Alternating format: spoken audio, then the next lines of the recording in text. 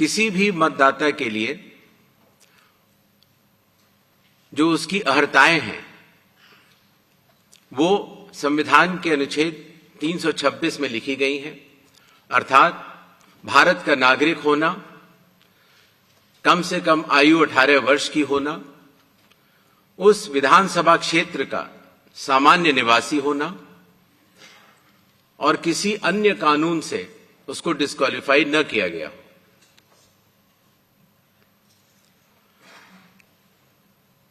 SIR की आवश्यकता के बारे में काफी चर्चा हो चुकी है, लेकिन फिर भी चुनाव आयोग एक बार आपको बताना चाहेगा कि चुनावी कानून के तहत हर चुनाव से पहले इलेक्टोरल रोल का रिवीजन आवश्यक है, और या जब भी चुनाव आयोग आवश्यकता अनुसार निर्धारित करे।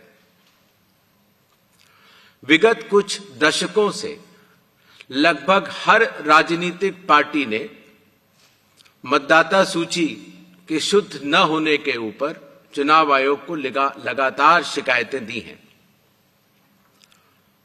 पहले सन 1951 से लेकर 2004 तक लगभग 8 बार स्पेशल इंटेंसिव रिवीजन इस देश में चुनाव आयोग ने कराया है, और आखिरी इंटेंसिव रिवीजन लगभग 21 साल पहले 2002 से लेकर 2004 की मियाद में पूरा किया गया था।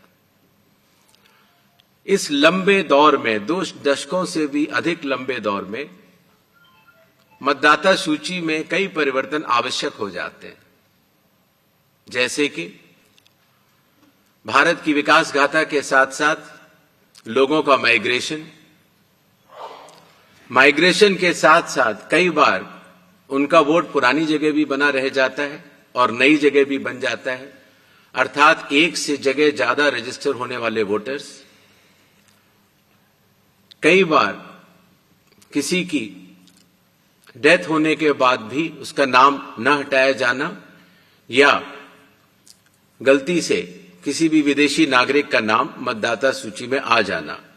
इन चारों कारणों की वजह से चुनाव आयोग ने निर्णय लिया कि पूरे देश में चरणबद्ध तरीके से एसआईआर कराया जाए, और इसकी पहली कड़ी बिहार आपके सामने समाप्त भी हो चुकी है और बड़े सफलतापूर्वक लोगों ने चुनाव आयोग पर विश्वास भी जताया है।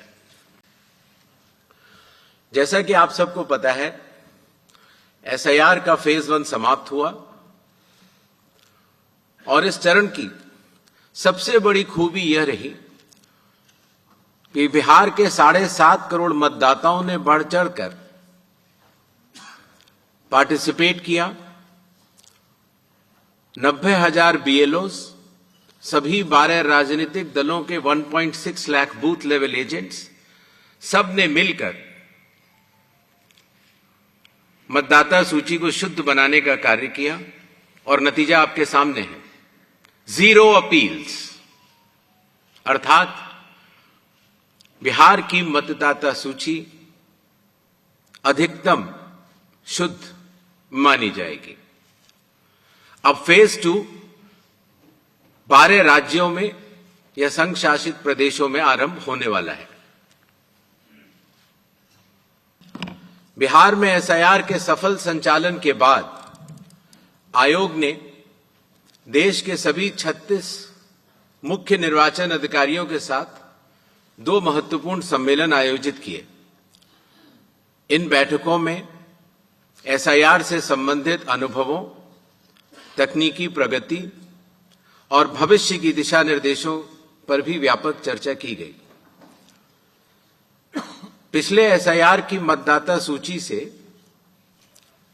मैनुअल भी और तकनीकी तरीके से भी दोनों स्तरों पर मिलान का कार्य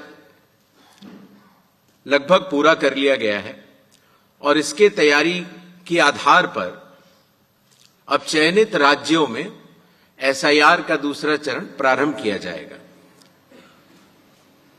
याद रहे, एसआईआर का प्रमुख उद्देश्य है हर योग्य मतदाता को सूची में शामिल करना और अयोग्य को मतदाता सूची से हटाना।